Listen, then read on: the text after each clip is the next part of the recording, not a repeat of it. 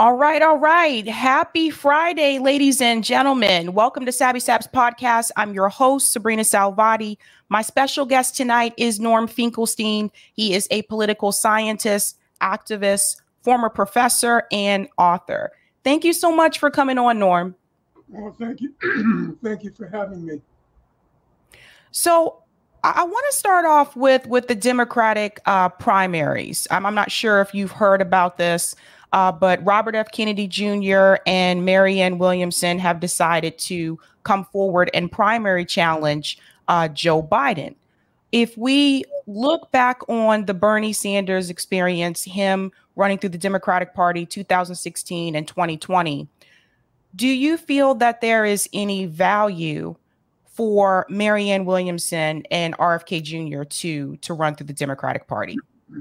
Well, there's always value. It's a historic tradition on the left to always run. 1 second. Give me a chance.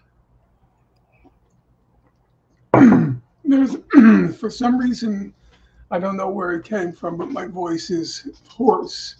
There's always been a tradition on the left to run candidates in presidential elections and also in local elections in order to use the occasion of an election to reach a broad public. You have a much bigger chance of reaching a broad public in an election cycle than you have in a non-election cycle. So there's always a value to that. And I would certainly counsel everybody to participate in that process who's willing to invest the time and resources to it. Now, if the question is whether I think they have a, so to speak, snowball's chance in hell of winning, that's an altogether separate question. In my opinion, no. And this is not to pour cold water on anybody, but in my opinion, no, for a very simple reason. There were two factors that, as it were, enabled Bernie Sanders in 2016 and 2020. Factor number one was his, if you want to call it, his class struggle platform. It was fundamentally about redistributing the wealth and also simultaneously improving the lives of ordinary people. And he eventually came up with a set of planks, Green New Deal, abolish student debt, abolish student tuition, Medicare for all. He came up with several planks which reached a very broad audience, which resonated for probably the majority of the American people and maybe even a supermajority of the American people. But that was one factor. The other factor is more, so to speak, nebulous. And that was in a American situation where people are so cynical about politics, Bernie had a half-century track record, actually more than a half-century track record. And so he became credible because he was consistent. They used to say about when Bernie first went out on the campaign trail in 2016, people would roll their eyes and say, oh, Bernie, he's been saying the same thing since the 1960s. And in fact, that was his selling point, that he wasn't trimming his sails or tacking in order to get a favorable outcome. He had stood fairly firm in his beliefs, and the American people were now ready for those beliefs. Bernie was an unusual case because it wasn't the candidate who rose to the times. It was actually the reverse. The times rose to Bernie. Bernie stood still for about 60 years, but our economy did not stand still. Beginning in the 1980s, there's what's called a long stagnation in wages, such that nowadays about 80% of the population are doing worse than their parents did. So he had the advantage of that long track record, which resonated for people otherwise cynical about the political process. The same just can't be said of Marianne Williams and Robert Kennedy Jr. I'm not going to pass judgment on their specific platforms as well as the statements they have made in the last couple of months. Setting that aside for the moment, as I said, that second factor of consistency, which then produced credibility, or credibility born of consistency. If he didn't have that, I don't think he had a chance. So the fact that Marianne Williamson and Robert F. Kennedy Jr. don't have that consistency that and thence credibility, I don't see any possibility whatsoever. But that being said, as I initially pointed out, it's always been a staple of the left to use the election cycle to send your message, to transmit your message, to broadcast your message. And certainly that's a valuable thing to do. I wish more people on the left would do the same thing, take advantage of the election cycle. I wish more credible candidates would enter on the Democratic side. I think Joe Biden is a disaster waiting to happen. People forget that Donald Trump would have easily won in 2020 if it wasn't for that colossal self-inflicted wound called COVID. If he hadn't carried on in such a crazy way during the COVID crisis, and then simultaneous was the crash in the economy. Now, I know a lot of people say, oh, people in politics shouldn't indulge in ifs because you never know. But this was really just a fluke. COVID was a fluke. Had it not been for COVID, Trump would have trounced Bernie in the debates. You know, Bernie came up with some nicknames, some of which were not very successful, like Crazy Bernie. I should say Trump came up with some nicknames, some of which were not very successful. They didn't stick, such as Crazy Bernie. Well, Bernie was plainly not crazy, you know. But a couple did stick. Pocahontas stuck, and Sleepy Joe stuck. And it's going to stick again in this election title. I don't even think you should call him Sleepy Joe anymore. You should call him Comatose Joe. And I think it's a disaster waiting to happen. And the way the Democrats are currently going about it, thinking that you're going to somehow knock Trump out with all of these scandals, is just so ridiculous. If that's your best, if that's the best you can put forth, that you think by indicting him on this and indicting him on that, I mean, as many people have said, Trump has a long history with these scandals. They didn't affect his electoral prospects before. They're not going to affect them now. And there is a very real question, and I know people are not allowed to say it, but I feel it needs to be said. And I say it with a certain amount of, reservation, but I'm not convinced that a Trump presidency on one critical variable, namely war and nuclear war, I'm not convinced that a Trump presidency would be worse than a Biden presidency. The Biden administration is now on an inexorable course towards war with China.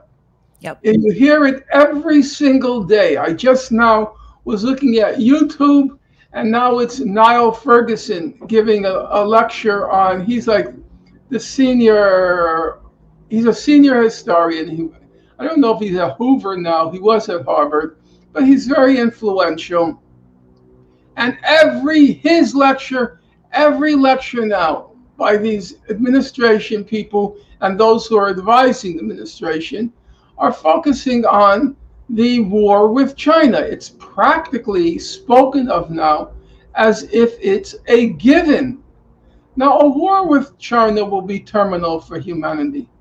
These are madmen and mad women, or let's just call them, they are lunatic people. And you can say 1,000 things about Trump's lucidity, his mental lucidity, and I'm going to go along with every one of them.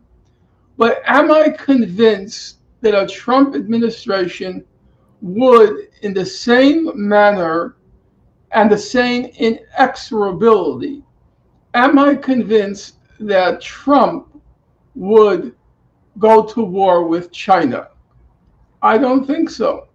I also don't believe there would have been a war in the Ukraine had Trump been in power. And careful when you say things like that. People might call you right wing. Well, I'm not saying it's necessarily for good reasons, but that's just not. Trump is an eccentric personality. Hello? Yeah, we hear you. Okay. Trump is an eccentric personality. He's very unpredictable. And so far as I can judge, I can't see that he would have gone for the war in the Ukraine. It just doesn't seem to me that was a highlight. I could give you specific reasons, but I'm not going to, do that now because it's pure speculation. But I don't think that would have happened. And now Trump, as you know already from the town hall, CNN town hall, he said, if I were in office, there wouldn't have been a war in Ukraine. First of all, I think there's a good possibility that's true. And secondly, it's going to be a killer punch against Biden, because this war in the Ukraine has turned into a royal debacle for the foreign policy establishment. In my opinion, I can't prove it, but in my opinion, however this whole confrontation with Russia began in 1991 with the implosion of the Soviet Union, however it began, and it seemed to have began as a kind of default mechanism, namely, we won the Cold War, you lost the Cold War, ergo, we're in charge and you are our vassal. That's how people saw it. We won the war and therefore we get to do as we choose. And one of the consequences of that was this juggernaut to expand NATO right up until Russia's border. Now, that's how it started. And as I said, I kind of think it was a default setting. We won, you lost, we do what we want to do, you have no say. However, beginning in the 2000s, an important change did set in. If you recall, during the Obama administration, there was talk of, Obama kept referring, he never was able to follow through on it, but he kept referring to this thing he called the Asian pivot, the Asian pivot. And the Asian pivot meant we're now going to focus on China. And at some point, it became painfully clear to our ruling elite or ruling class, whichever you prefer, it became painfully acute to them that there was no way to stop China in a, so to speak, peaceful competition between, so to speak, the two systems. That the only way to stop China was militarily. And at that point, Russia was seen as a crucial force to neutralize. So the two potential land masses, Russia and China, would be uh, separated because Russia would be Russia would be neutralized by this NATO encirclement of Russia. So, in my view, what's happening now, it has very little to do with Russia. First of all, Russia is not a powerful state in conventional terms, in terms of its economic power is the main measure of a country's power in the modern world. China is a large landmass. Russia is a large landmass. Russia has a rich imperial history, but besides defending its own borders, over which it's going to be ruthless, apart from defending its own borders, Russia doesn't have any imperial ambitions, not because they're saints, but because they don't have the wherewithal for imperial ambitions. It was very striking to me when I was reading the Russian revolutionist Leon Trotsky. I was reading his writings when Stalin invaded Finland in 1938-39. And the Russian invasion of Finland in many ways, or I should say the Soviet invasion of Finland, in many ways resembled the Russian invasion of Ukraine. Now, we all think of Stalin as a ruthless tyrant, and in fact, he was a ruthless tyrant. But Trotsky made an interesting observation. And of course, Trotsky knew Stalin personally and knew him inside out. And he knew Russia from firsthand experience. He, along with Lenin, being credited with the leaders of the Russian Revolution. And Trotsky said, and now I'm quoting him, he said, Stalin is the most conservative leader in Europe. Now, allow me to repeat that. Stalin is the most conservative leader in Europe. So we're all taught about permanent revolution, spreading the revolution. Stalin is a Bolshevik, besides also being a tyrannical dictator. But Trotsky says not so.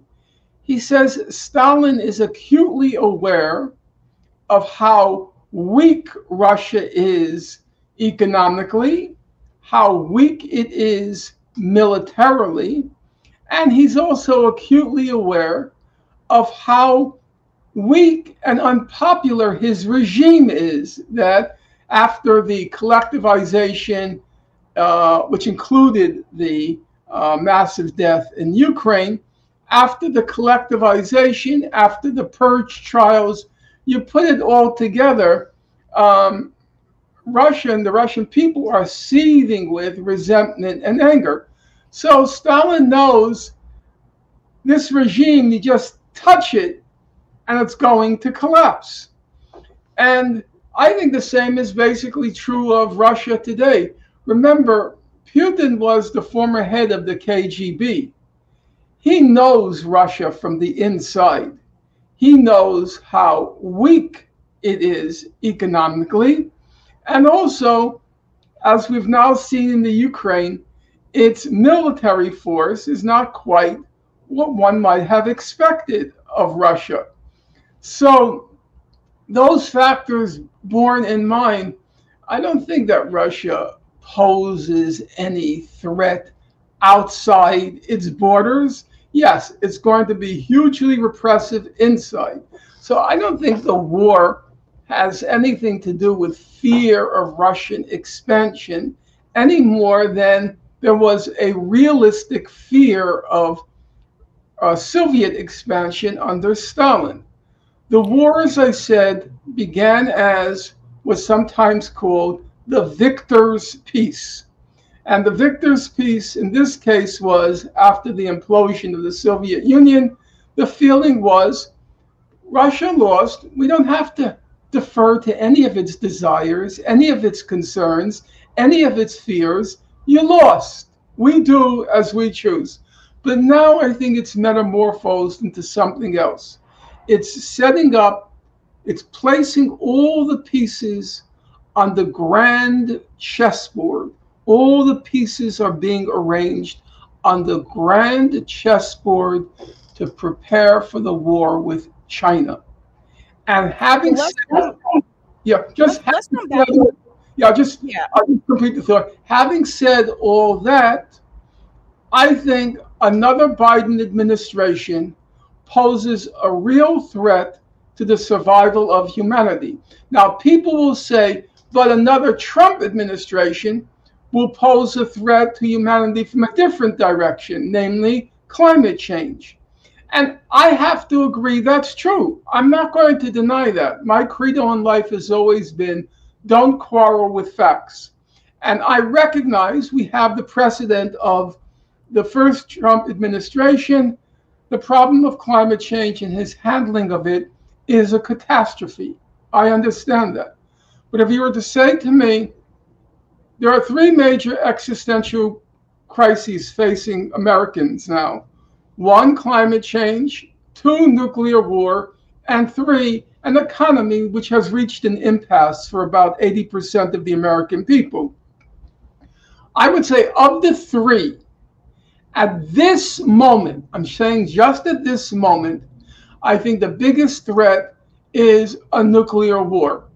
And I think the Biden administration is pushing us closer to it than a Trump administration would have.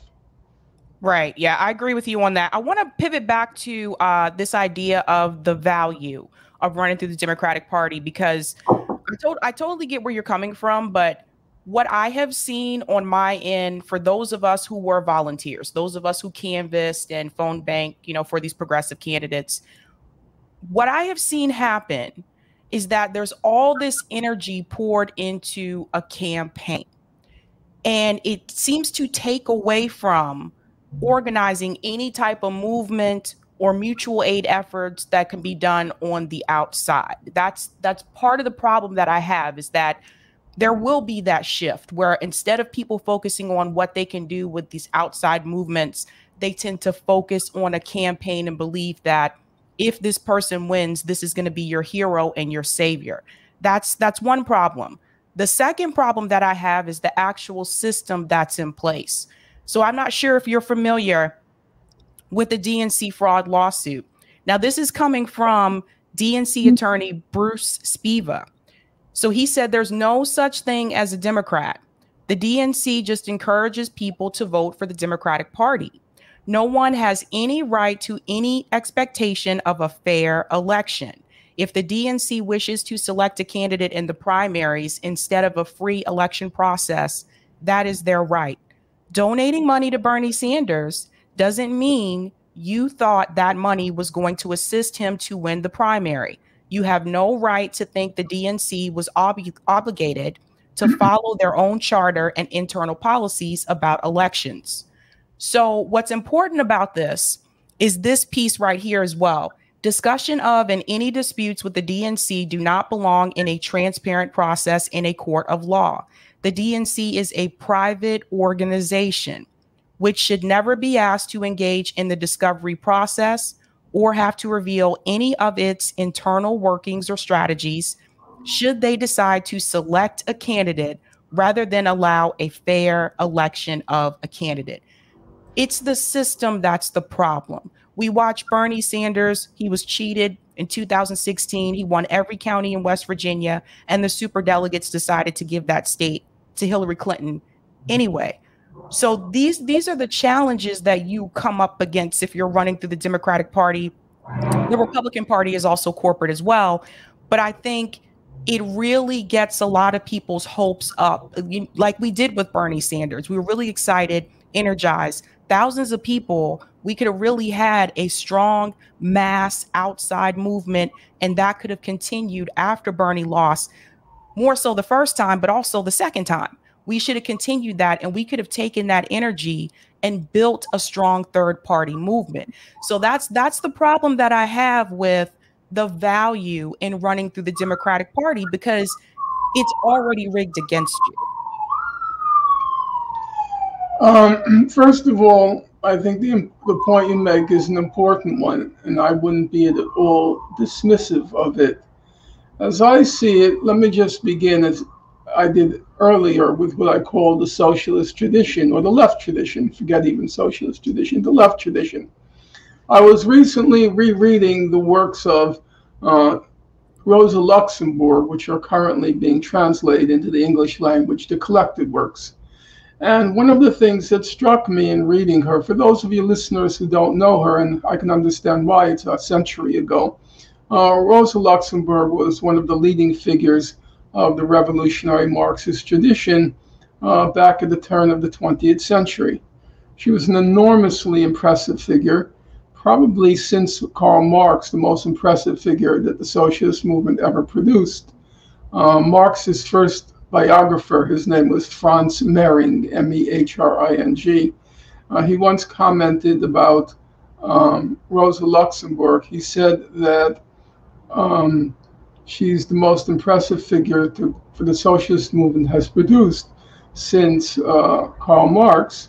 And then he went on to say, if that's not recognized, it's because her colossal mind, her head, stands on the shoulders of a woman.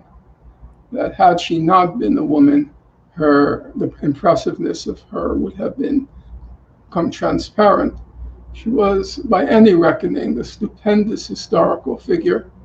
In any event, when Rosa is talking about what are the tasks, what are the responsibilities, what are the obligations of being a socialist, she says the tasks are twofold: educate and organize.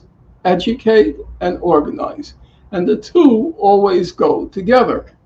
Now, that brings me to your question. You say that it becomes a waste of time because you might be carrying on the educating function, but once because I said you can transmit your ideas, you can broadcast your ideas in the election, but what you said, which in my opinion is entirely correct, once you lose, and you're going to lose, if you don't organize, all the energy is going to dissipate.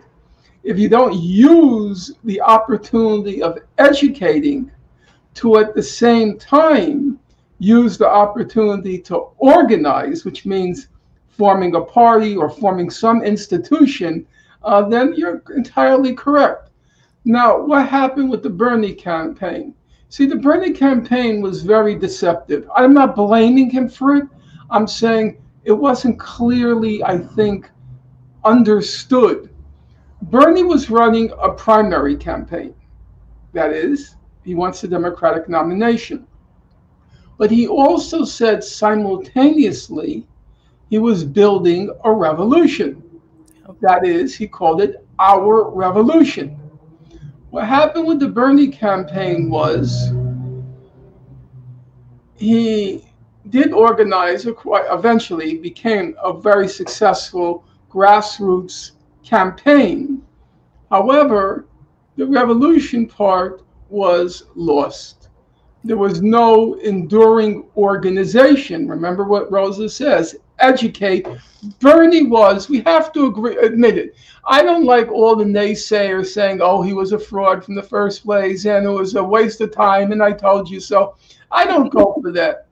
There can be no question in my mind whatsoever that he used that national platform to educate people to a degree which is unparalleled in American history since the Eugene Debs campaign. He was the one that put Medicare for all on the national agenda. He was the one that put big pharma on the national agenda. He was the one who called out Goldman Sachs and all sorts of other people as crooks, a bunch of crooks. Now, I've been around a long time, and I can assure you, even 10 years ago, that would have been, let's call it now, it's still 10 years ago, that would have been unthinkable on national television or any national media. Bunch of crooks calling out the most powerful institutions of our country as being a gang of crooks. That was unthinkable. That was education. The problem, and I will never, ever be dismissive of what a breakthrough that was in the United States. And he put things on the agenda like abolishing student debt. Those were spectacular gains in education. The problem was the organization. It didn't translate into an organization. And then what happened was exactly what Bernie predicted. See, that's the kind of irony of what happened with Bernie Sanders. Throughout the primary, Bernie was constantly confronted with one question, which was a perfectly obvious question.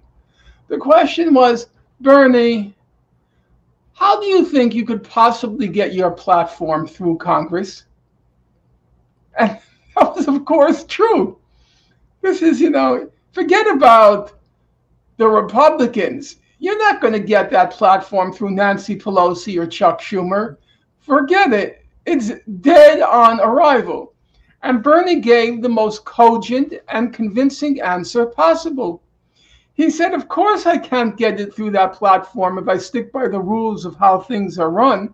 He says we have to bring masses of people in the streets. If we bring people into the streets, we have a chance. It's called the Civil Rights Movement, and it's called the New Deal, which were massive mobilizations from below that forced an agenda which otherwise would never have happened. My good friend, the American Marxist economist, Paul Sweezy, he was the greatest living Marxist economist of my generation.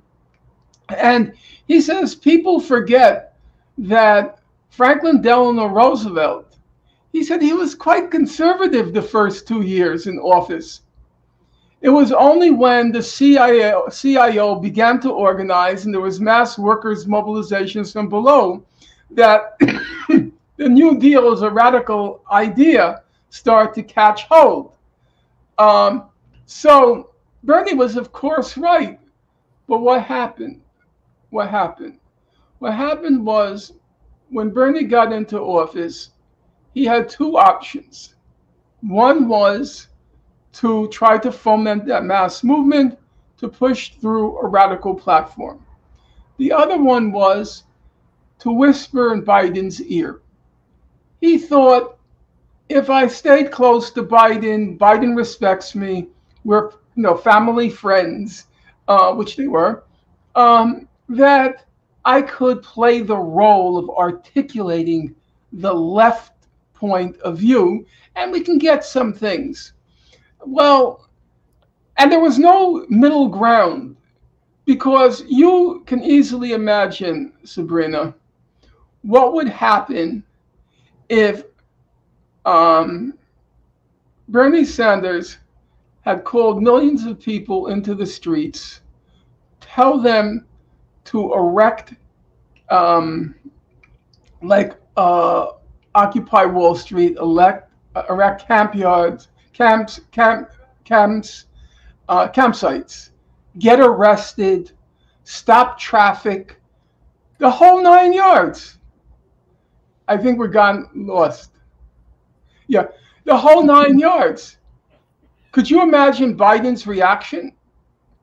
Could you imagine? I could, but he had no intention of doing that, though. And I know that because when I interviewed Jesse Ventura said he approached Bernie Sanders at the beginning of his 2016 campaign. And he said, Bernie, if you lose to Hillary Clinton, will you partner with me and start a third party movement? And Jesse Ventura said Bernie Sanders told him, no, I will be supporting Hillary Clinton. Yes, I understand that. There is a second issue there, which is Bernie, as you recall, in 2016, he was blamed originally for Hillary's loss. Then they dropped that idea and they started to go after the Russians. But initially, it was supposedly Bernie's fault, although Bernie said from the moment of Hillary won, I went out and campaigned for her nonstop. He was still blamed. When it came to 2020, Bernie did not want to be blamed and have to carry the albatross his whole life of having gotten Trump elected again. So the moment he dropped out, he decided, I'm going whole hog for Biden. Yes, he did believe, as did many people, and many people do believe, that Trump represents a significant, if we can call it, national security threat. He did believe that. But I think there's the additional factor that he didn't want to have to bear the albatross if he didn't go all out for Biden of having carried Trump into power. Now, once Biden was elected, and that concern of Trump was set aside, he did have a choice. He could have tried to activate that same base and said, it's time for civil disobedience. It's time for mass demonstrations. It's time for occupying your Democratic and Republican Party offices, which was the civil rights movement and which was the New Deal. And he did not do that. Now, why he didn't do that, I think there's grounds for speculating on different things. My only point is he himself acknowledged that he couldn't get his platform through without those demonstrations. And then he abandoned that whole idea. He chose Biden's ear. So by his own reckoning, it had to end in failure, which it did. It ended. But how do what do you say to all the working class people that gave like their last $15 to Bernie Sanders when they really didn't have it to give? It's just, these are the things that I saw happening on the ground. Like people that really did not, I don't really have the money to give to Bernie Sanders, but I believe he's going to fight for Medicare for all. I saw those things happen. I saw people give their last to Bernie Sanders. So my thing is, I think you don't travel across the country and tell people that you're starting a political revolution. That's not a revolution when you just walk away. And I think that's where a lot of the disappointment, comes from. But in reference to like the mass movements, like where do you say that? You're totally right. He was a disappointment. But as part of the historical reckoning, we have to look at all sides. That is to say, what went right and what went wrong. And what you just described, one has to honestly acknowledge that went wrong. It was a disaster. His abandonment of the revolution and just having reduced the whole process to his campaign. I totally agree with that. But I'm not going to, having acknowledged that, deny the historical significance of that campaign. What that campaign did was it brought to the surface tendencies that were at work in our society beginning in the early 1980s, and he brought to the surface the prospect and the possibility of building a class-based coalition which can democratically win and take power. That's his historical significance. And then we have to say it's going to take a new generation. Hopefully they'll find the time before it's too late. And it will require, again, to educate and to organize. Otherwise, it's completely hopeless. All of these discussions about what the squad did do, what the squad didn't do, in my view, or does do and has not done, in my view, it's completely irrelevant because it has nothing to do with radical politics. You should be using your prominence, using your office to educate and also to organize, to tell people, if you want to get this thing through, let's start building an organization. Let's set a target date for when we're going to do X, Y, and Z. That's radical politics. It's about mobilizing people against power. How much can you really achieve on your own in the halls of Congress? On your own? That's just silly. It has nothing to do with the radical politics. So I'm glad that there are more progressive people there than less progressive people. Sure, they can get one thing through or some things through, but that just makes them, in the old language, that just makes them good liberals. Okay, I'm glad we have a few liberals in Congress. Fine, okay. But is that radical politics? And then we have to take the other side. The other side is, on many serious issues, the so-called Squad Plus are seriously miseducating people. It's not just that they haven't taken advantage of their position to educate. They're seriously miseducating.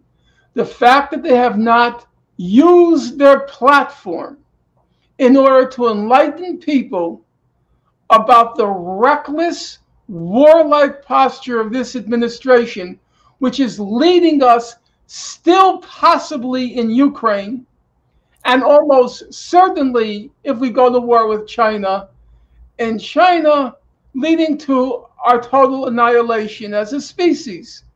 The fact that they are not, it's not even that they are not denouncing the Biden administration, it's that they refuse to even hold hearings, congressional hearings, at least to hear the other side. Because there are people, mainstream people, of real respectability. You know, people like Jeffrey Sachs, John Mearsheimer, very respectable mainstream people who are highly critical of what the Biden administration is doing and telling us this may lead to Armageddon. Now, you don't even have to take a side. You don't have to take a side. Maybe the Squad Plus really believe in what Biden is doing, but you can hold a hearing to listen to the other side, not even a hearing. That's serious miseducation. It's not just delinquency, it's miseducation. Because where we're now headed is very dangerous territory. Very dangerous. Still very dangerous in Ukraine. Because we have given tens of billions of dollars to a regime with barely any oversight as to where these weapons are ending up. Yep. Now, the best scenario, and I know it's going to sound ironic, but the best scenario is the weapons are being sold on the black market, which is, of course, happening with no oversight. What the soldiers do, they take their top-notch, cutting-edge weapons and they go and sell it and get good money for it. But that's the best case scenario.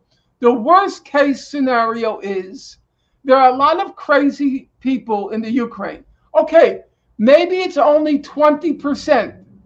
You know, the estimates are the Nazi-oriented folks in the Ukraine. They're between 10 and 20% of the population, okay? So Ukraine has a population of, what is it, 60 million or 80 million? I can't remember right now. But the point is, those 20% will now have in their possession the most sophisticated, precision, state-of-the-art weaponry in the world. And they're crazy. They're lunatics. They're right-wing Nazi lunatics. Now, you might smile, but you won't be smiling when I say, everybody says, what will Putin do if it looks like Russia is losing the war? Will he resort to nuclear weapons? I think the much bigger danger is, what will those crazies do if it looks like Ukraine is losing the war? Will it be Samson and the temple? We're going to take down everybody with us? Are they going to target a nuclear reactor in Russia? Those are very real possibilities. You have to be blinder than King Lear not to see what you have done. You have created all the elements of a nightmare scenario, of a Armageddon. There is every reason to believe that if these folks think they're going to lose, they're going to take everyone and everything with them. That's a very serious possibility. I've talked to some top people, or communicated with some top people on this issue. I was very surprised that they said it never occurred to them. And then I mentioned in the last email exchange with correspondence with somebody, I said, I think there's, we already saw, in my opinion, I can't prove it. I do not believe the US was behind the drone attack on the presidential palace. I do not believe the Zelensky government was behind it. I think a rogue battalion, an Azov battalion, which are now equipped with those super space age weapons, I think they targeted Putin's residence.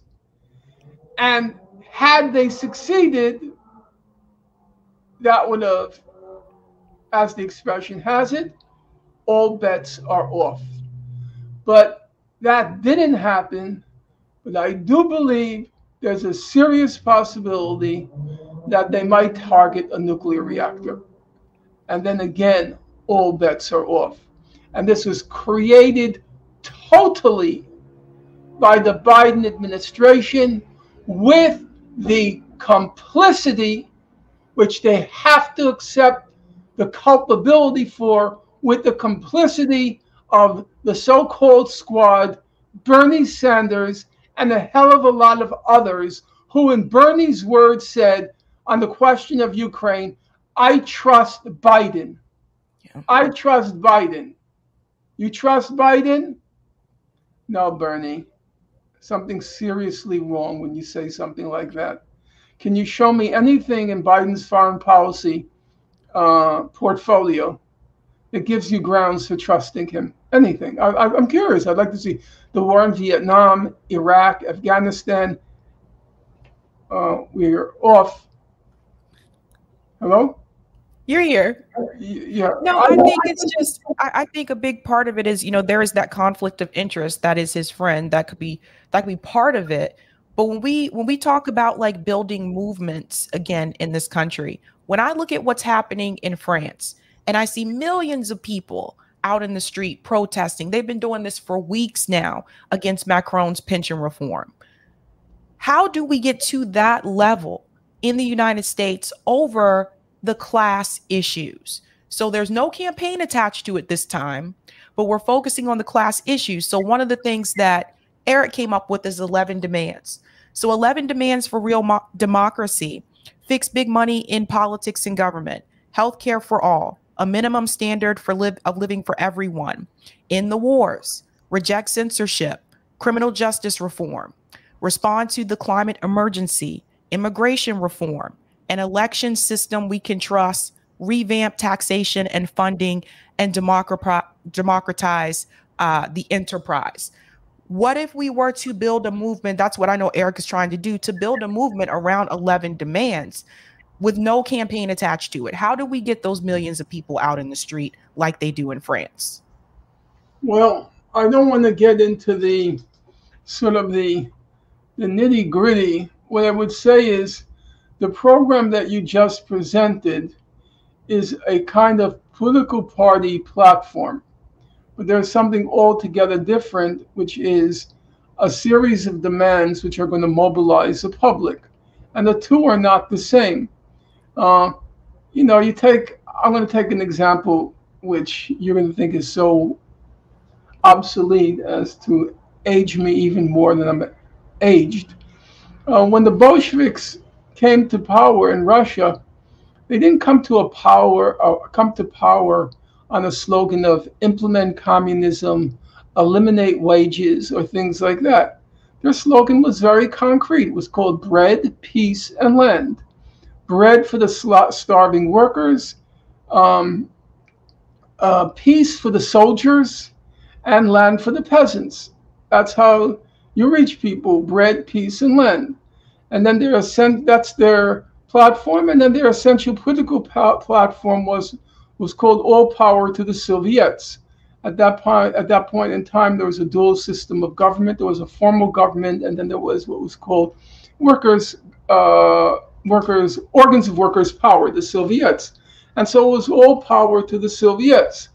And I think one of the things that Bernie did very effectively was a kind of trial and error. He was honing his platform, that, so to speak, bread, peace, and land platform. He was honing it, testing different slogans to see which would resonate with a broad public. And of course, the one that resonated the most was Medicare for all. That was a winner. But you know what? Coming up with slogans is not easy. It's not easy. You could go back to the civil rights movement. There were real debates about whether or not we should aim for desegregation. Should we aim for voter rights? There was all sorts of contending positions on what we should focus on, what should be our demand. And coming up with the right demands is not easy. I could tell you what I think, if you're interested, I could tell you what I think were the wrong demands. I thought defund the police was a bad demand. It was a bad demand because everybody said, well, this is what we mean by defund the police. We mean giving money for community organizations and so on and so forth. The problem is, if you have to explain a slogan, then it's a bad slogan. The whole point of a slogan is crystal clarity about what you mean. So we had a slogan, defund the police. Well, to a lot of people, that meant that if you pick up your phone and then dial 911, you're just going to get no sound. That didn't sound like a great idea to a lot of people. I'm all for creating a communist society where we get rid of police. But for now, I am very grateful that when I dial 911, somebody picks up the phone. Okay? So defund the police was a terrible slogan. And it was not surprising because it's in the nature of politics that when you have a vacuum, a political vacuum, the most extreme slogans always take over because there's no accountability.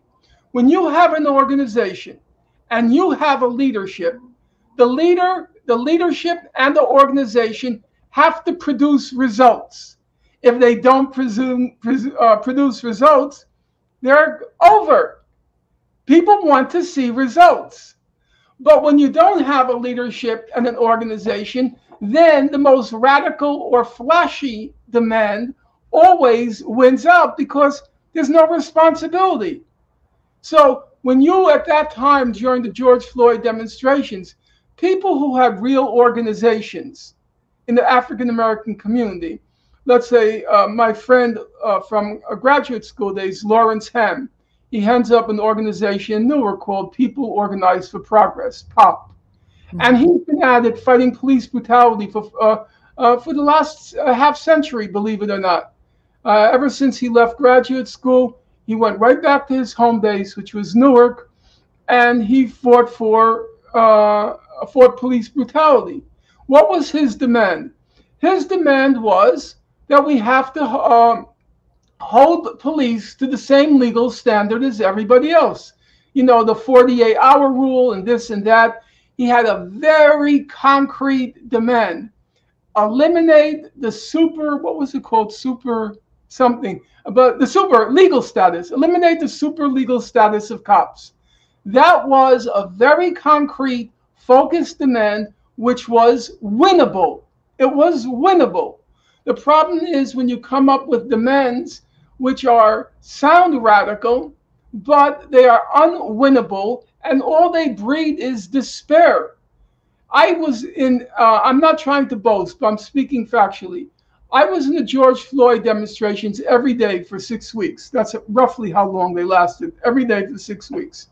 And by the end, as you recall, they completely fizzled out because it resulted in attacking statues and attacking murals, which was completely crazy because what are you going to do? Is a white person going to pull down a statue of Ulysses S. Grant and kick it and stomp on it and say, take that, you racist this or racist that?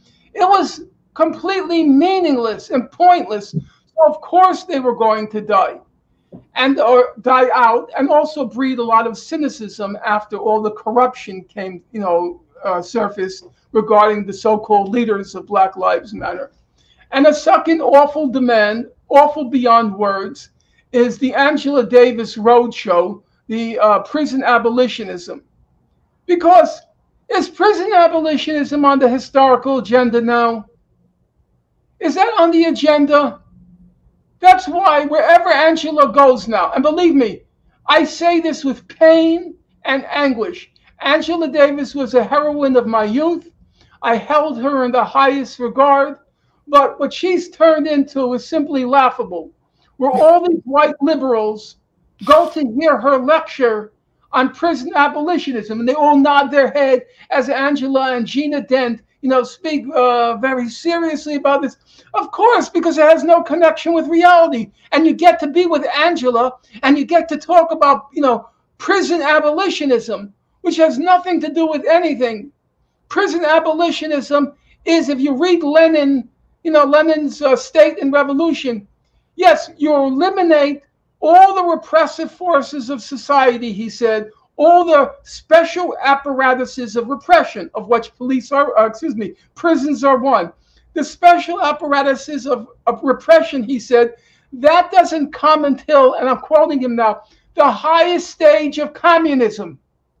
Okay? We're going to eliminate all the special forces of repression. Now I ask you, Sabrina and Angela, if you're listening, are we anywhere near the highest stage of communism? Are we near that? Then what are you talking about? This has nothing to do with anything. It's just a hot ticket item on Martha's Vineyard. Or when it's true. And then she goes around to all of these Ivy League universities where people like Amy Gutman, who I knew, this milquetoast liberal who taught at Princeton, and then she was the president of U of P. Now she's the American ambassador to Germany. Amy Gutman, this milquetoast liberal is literally, she is in a state of nirvana, euphoria, introducing Angela Davis, who's going to speak on prison abolitionism. Now, I really have to ask myself, Sabrina, and I'm dead serious about this. if I were being introduced by, say, George Soros, I really would have some questions about what is it I'm saying that George Soros likes so much. Okay, George Soros and I were both Jewish, but guess what? That's where it begins and that's where it ends. Otherwise, we have nothing in common. So I have to ask myself, why isn't Angela Davis asking herself, why am I getting all these hysterical warm receptions from all of these filthy rich crooks? Why am I getting... I told you the story. You'll forgive me if I'm repeating myself. If you go to YouTube and you can put it up yourself, Angela spoke at the University of South Carolina. And she's introduced by this Southern belle with this huge shock of blonde hair. And she happens to be the second richest billionaire in South Carolina. The second richest billionaire in South Carolina. And she introduces Angela only half jokingly. She introduces Angela by saying, Angela and I have a lot in common. Angela and I have a lot in common. Okay, you don't have to be a purist. Fine.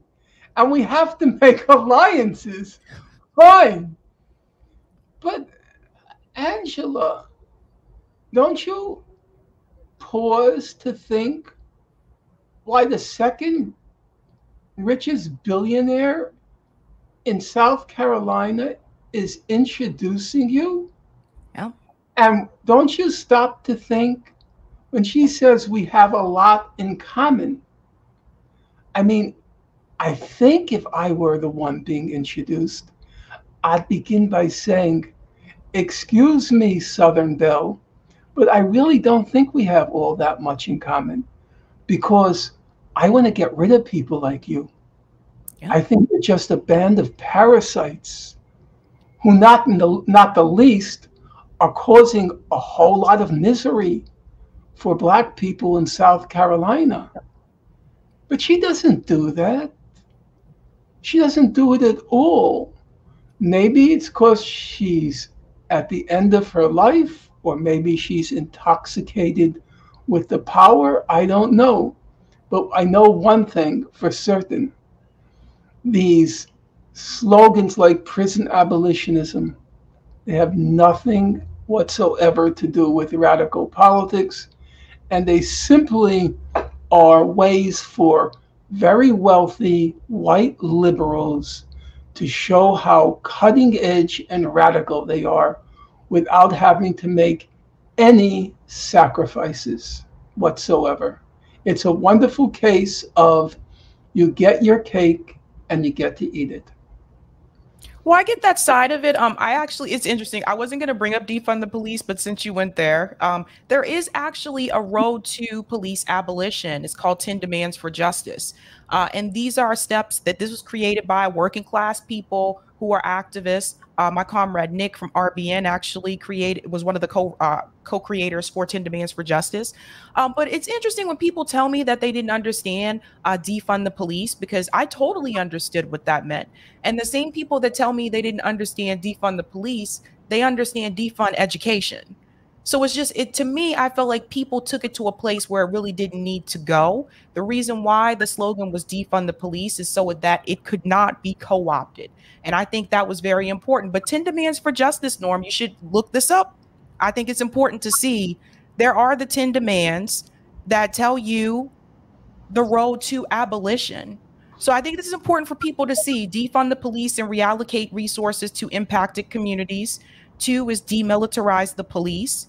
3 is eliminate discriminatory policing, prosecution, and sentencing. 4 is institute complete law enforcement transparency and accountability. 5 is independently investigate all police crimes and abuses of power. 6 is instill community representation, oversight, and safety measures. 7 is end strategic counter protest violence, which that would go along with the George Floyd protest as well. 8 is apologize and provide reparations. 9 is end the war on drugs. And 10, which is the prison abolition, which you were referring to, that is the last demand, which is in carceral punishment. So if you click on each of these, you get like a breakdown of each one, but there is a pathway to it. But I get what you're saying. It's not you can't go from 0 to 10 like immediately, but that is the road to abolition.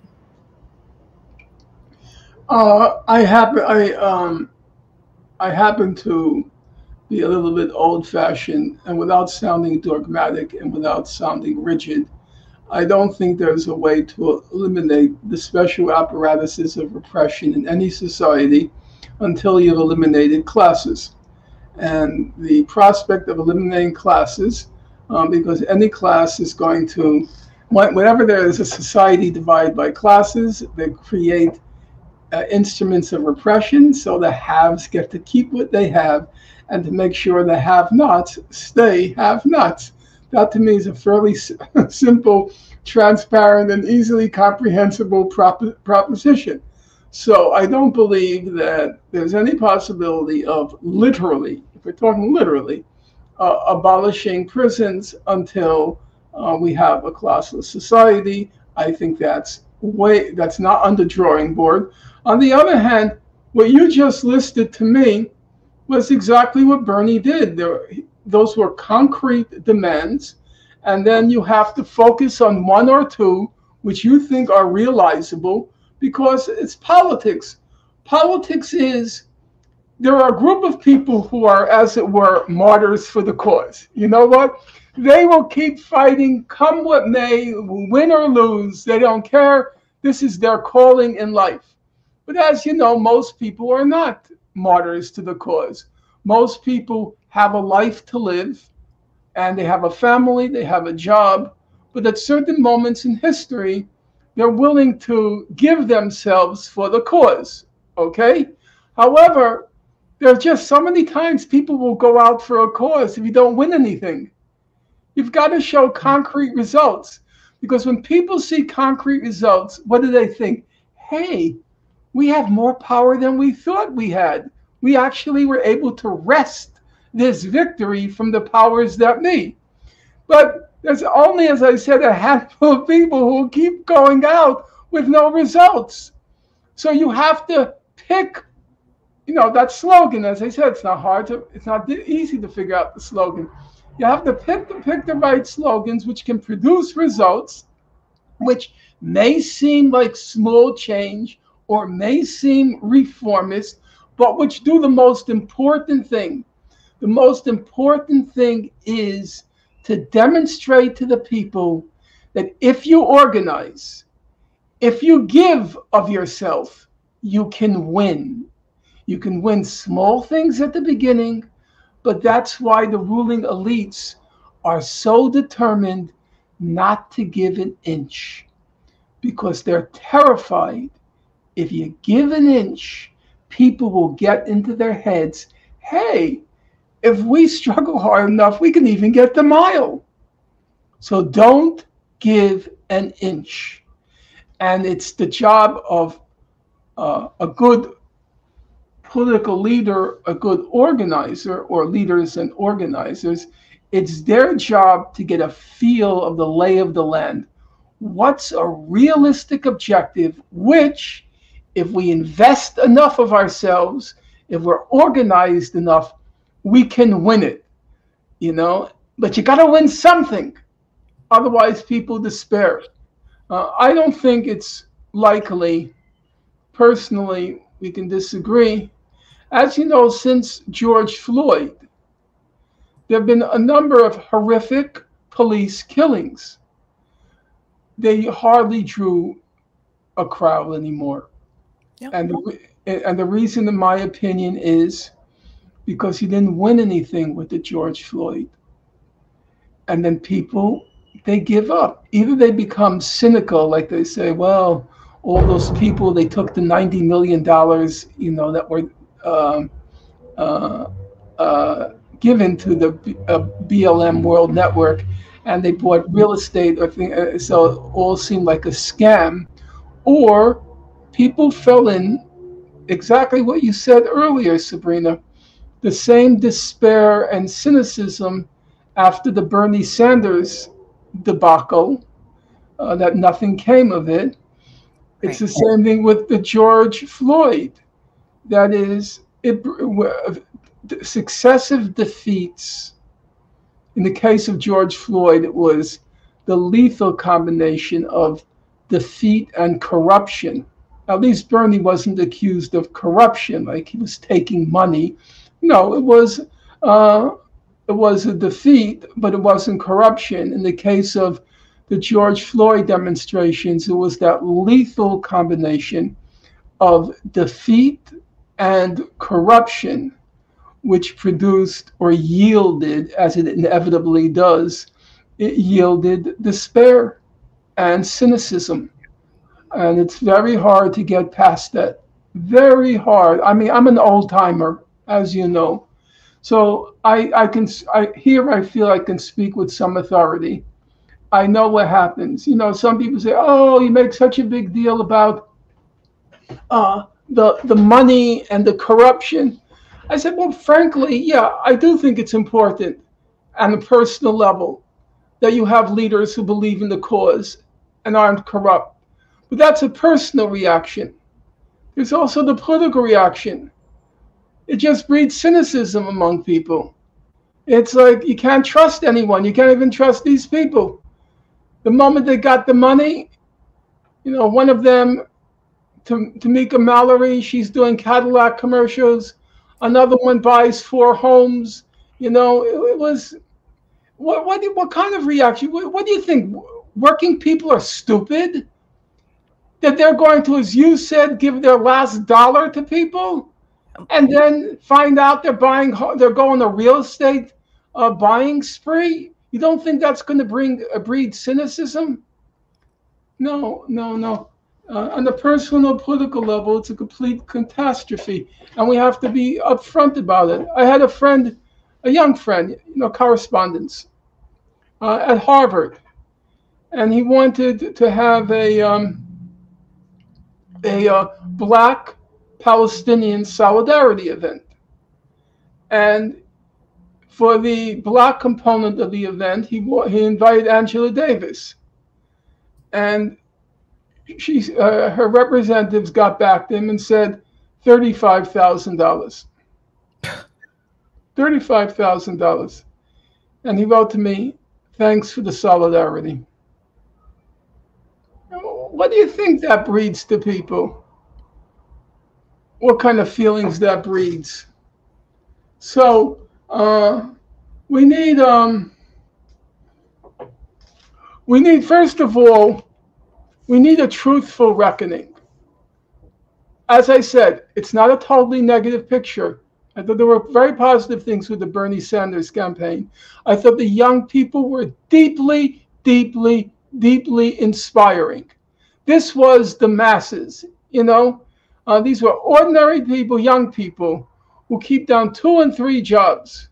And they were piling into buses, going cross-state, you know, to knock on doors for the Bernie campaign. It was deeply inspiring. They were much more, I'm going to tell you honestly, candidly, they were much more inspiring than my generation.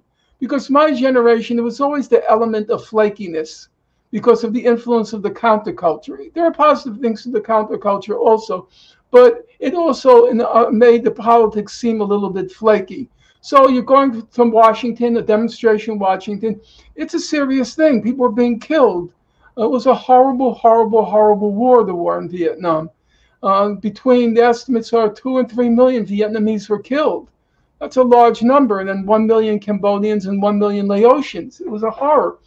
And was all happening before our eyes. So we pile on the bus, we go to Washington. But then on the way back in the bus, everybody's passing around joints. And it diminished the moral gravity of the moment, in my opinion. That wasn't at all true during the Bernie campaign.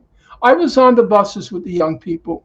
I was deeply impressed by their focus, by their seriousness, and you didn't have like the sexual charge which you had in the 60s. As you know, about my impression from the demonstrations I attended and also the bus rides, it was about 60% women, which was kind of funny when you recall Bernie was accused of Bernie bros, like this was all a male thing. We just went out. Hello? You're here. You just got to turn the light back on. Oh, there you go. Yeah. Is that your side or my side? That's your side. Are you sure? Mm-hmm. Okay. So it was a deeply serious undertaking. There were many things to be proud of that generation, and also hopeful about many things. However, we need a reckoning. You know, the first job, as Rosa Luxemburg said, of any movement is ruthless self-criticism. We shouldn't be waiting for the Republicans to be saying what I'm saying, that there was an awful lot of corruption, and there's an awful lot of corruption now. We should be open about it. What are these speaking fees? And what is Ibram X. Kendi getting for the $10 million? What is he giving for that $10 million that Dorsey gave him to open up his so-called anti-racist center? Who's giving this money? Why are you taking the money? How is the money being used? We need to have an honest reckoning about those things. Otherwise, we're never going to get to square one, because every radical movement is based on, there's an element of faith. Now, I know that sounds like a religious movement, but no, I don't agree with that, because at some level, everybody can't participate in every decision. And so there are going to be made decisions during negotiations behind behind doors, where you have to believe in your leader. You have to believe that your leader is not going to sell you out. You have to have faith in them. You can't just, you're not going to be able to participate at every single point in every single decision. So there is an element of faith in politics. You believed that the quality that Malcolm X and Martin Luther King shared, there were many things they disagreed on, but the one quality, aside from, okay, I'll say two qualities combined in one. One, they were sincerely committed to the plight of their people. They were sincerely committed to it. And number two, you could trust them. They won't sell you out. Those were the two, which is really one. When you think hard enough about it, it's really one. That's the quality that made them great leaders, great in the sense that they could bring out large numbers of people because people believed in them. They knew it was sincere. When I hear people, $50,000 speaking fees, $10 million, buying 4 homes in 1 year, I have to ask myself, are they deeply concerned about the plight of their people, or are they deeply concerned about their plight? You know? So it's both a moral judgment and a political judgment at the same time. This is not just, as it were, personal moralism. There's a significant political factor. Every great leader in the history of the socialist leftist movement, every great leader, you can say they had one thing in common. They were utterly incorruptible. Yeah. Utterly incorruptible. You can go back from Marx, who lived in poverty most of his life. He famously said, because he could have gotten a university position or something like that, and he famously said at one point, "Come hail or high water, I won't let the bourgeoisie turn me into a money-making machine." And when you read all the, one of the interesting things when you read about the history of the socialist movement in Europe or the United States, one of the things that struck me, because I'm recently rereading it, There were never any, I know it's going to sound strange to you, there were vicious, vehement, virulent disagreements about how to proceed at this point and that point. But there was one thing I noticed never came up. You know what never came up? Personal corruption. Lenin could loathe a Kautsky. Luxembourg can loathe this character, that character, and they speak with such passion, such loathing, such anger, they're infuriated, but they never say things like they did it for the money, or they were bribed, or they were crooks. It doesn't come up, you know, and it's a very sad commentary on the present state of the left, so-called left, that it constantly comes up. The only person that didn't come up with, except when that issue surfaced, and we could disagree about it or agree about it, because I don't know your opinion, the issue of how many homes Bernie Sanders owned. Aside from that one issue, I think you will agree with me, the issue of personal corruption never arose.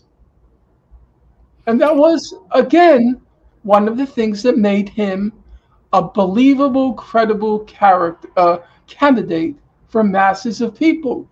You may not like it. I happen personally to agree with it.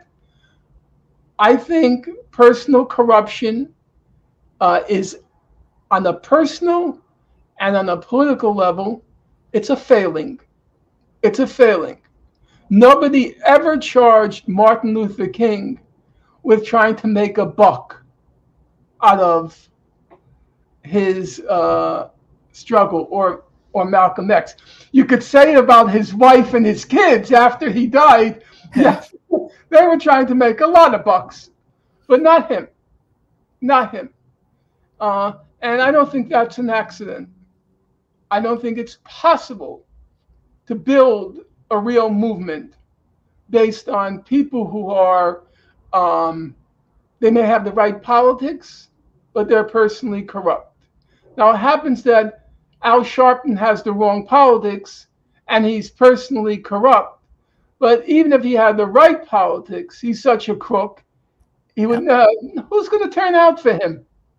It was very revealing, by the way, Sabrina, that when Joe Biden produced the first video of for the new campaign cycle, he included 2 African Americans. He included Ketanji Brown Jackson and Al Sharpton. That tells you, with the Al Sharpton, what the Democratic Party thinks is a black leader. Al Sharpton.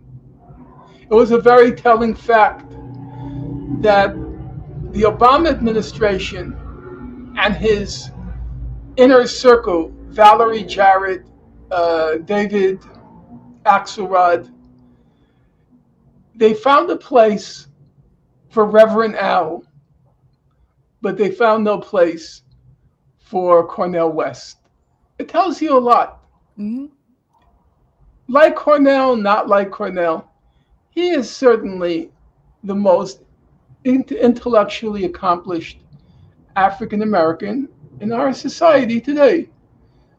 In my opinion, had he taken a different direction in life, and that's his choice, but had he taken a different direction in life, he could quite probably have been the successor to W.E.B. Du Bois. He took another path, and that's, as I say, his choice. But it did strike me. I read, when I was writing my last book, I read through all the memoirs of Obama's inner circle. And it was very telling to me that Axelrod, Valerie Jarrett, they all sang the praises of Al Sharpton. That to me said it all. All right, Norm, I have one more question for you. I do want to make sure I get this one in because this was important about Israel and Palestine. We talked to the Palestinian Network about what would be the appropriate solution. That this was like about a year or 2 ago. And when we mentioned to them the idea of a two-state solution, they made it very clear to us that that would not be an acceptable solution for the Palestinian people. When you think about that and you think about the Palestinian-led movement, BDS, and you also have to factor in what some of the Ethiopian Jews that are also there in Israel, what they're going through right now, what do you feel is the appropriate solution in reference to the conflict between Israel and Palestine? I don't believe now is the time to be talking about solutions. I spoke to you at some length this evening about how corruption and a failure to produce results breeds cynicism and despair about politics. Well, I devoted the whole of my adult life to the Israel-Palestine conflict and trying to achieve justice for the Palestinians, at least to make a contribution towards that goal or objective. At this point in time, because of the deep corruption of the Palestinian Authority, because all the hopes raised, beginning with the first Intifada, the first Palestinian revolt against the Israeli occupation in 1988, and then the hopes raised by what was called the Oslo Accord in 1993, and the fact that from all of their hopes, all that they yielded was an indescribably corrupt Palestinian Authority who now does the dirty work of torturing and repressing the Palestinians. It's unsurprising for all the reasons I went through a few moments ago, and which informed what I said a few moments ago, that the Palestinians have at this point overwhelmingly given up on politics. The attitude is every man for himself. Now, occasionally there are outbursts of violence, and one can support or not support the outbursts of violence. But as you know, there's a world of difference between periodic outbursts of violence and organization and the capacity to go the long haul in order to achieve a goal. Until that organization, and to repeat myself to the point of tedium, but as I say, it's a lifetime's experience, until you get that incorruptible leadership and you get that organization, I don't think anything can happen. So I don't believe now is the time to be talking about solutions any more than, as I said earlier, I think now in the American context should be talking about prison abolitionism. A solution is so far off now. At this moment in time, Israel can literally do anything it wants, and it won't even be a blip on the radar screen. There have been many crimes committed by Israel just the past month, which resemble almost identically crimes that Israel committed in 2002. Okay, we're talking about 2 decades ago. In 2002, those crimes evoked international outrage. Now they pass without even a murmur on the international stage. If you want to retch, if you are in the mood to purge your system by retching, you can watch the European Commission head, Ursula von der Leyen. She delivered this birthday message to Israel because Israel celebrated its founding on May 14th. And it's a videotape.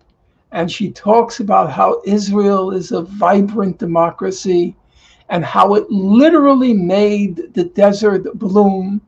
I mean, the oldest, most tired cliches, which they couldn't have said 20 years ago, because there was a Palestinian movement which would have at least put some constraints and some limits. Not a lot, but some. But now that the movement has collapsed, the resistance has collapsed, they could say whatever they want. It's back to square one. So I don't believe now is the right time to be talking about solutions. It's, to me, as I said, meaningless as talking about prison abolitionism. We have to focus on slogans which are realizable, can produce results, so that people will believe they have the power to effect real change, and hopefully at some point radical change. All right, Norm. Well, thank you so much for coming on tonight. Well, thank you. You were a wonderful interlocutor. You know, at the beginning, there was a certain fear of hostility, because, not today, but I mean when we first met, because sometimes people, I think, make assumptions about me. First of all, because I'm white, old, Jewish, and academic, and that's a kind of lethal combination in itself for young people who are, are not in my time frame. I remember, if you allow me, I'll end it on this note. So I mentioned to you my friend Lawrence Ham, who heads up People Organized for Progress in Newark. And he had a very robust grassroots organization, the real people. I mean, the people of Newark, the real people of Newark.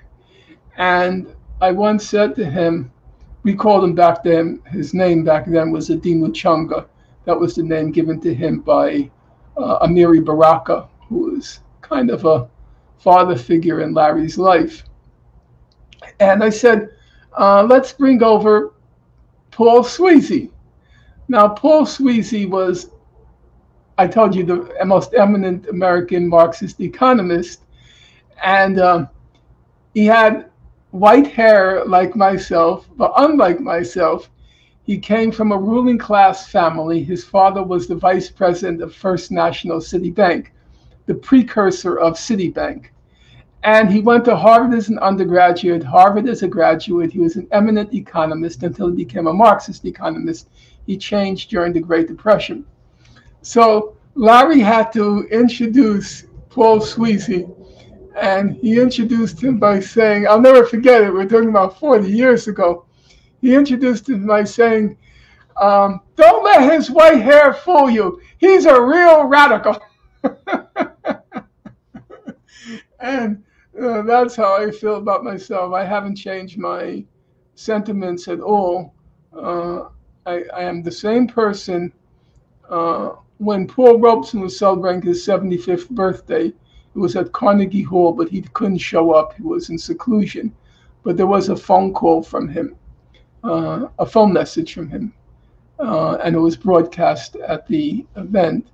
And he began by saying, I'm the same old Paul. I'll never forget that. I'm the same old Paul. And I'm the same old Norm. I'm the person I was when I was 16 or maybe 15. Of course, I had to learn from life. As Muhammad Ali famously said, if you think the same thing at 40 that you thought at 20, then you've wasted 20 years in your life. And of course, there's truth to that. Life experience should deepen your understanding of life, or in this case, politics. But I'm fundamentally the same person, and I can come across as abrasive, acerbic, cantankerous, pugnacious, but that's only because these things mean as much to me now as when I was 16 years old. I don't use the clenched fist anymore, and I certainly feel there are many venues where I can play a role of providing some wisdom, life based on my study and my experience, but where I don't belong. Where I don't belong. This is your world. You have to change it. Prospects are very grim, but you never know if they're hopeless or not. But it's your world, and so I don't go to a lot of venues because I don't think I belong there. But my opinions have fundamentally not changed, and they're not going to change. I'm going to my grave with them. All right, Norm, thank you so much for your time. Well, thank you, and best of luck to you. Thanks. Bye. Bye bye.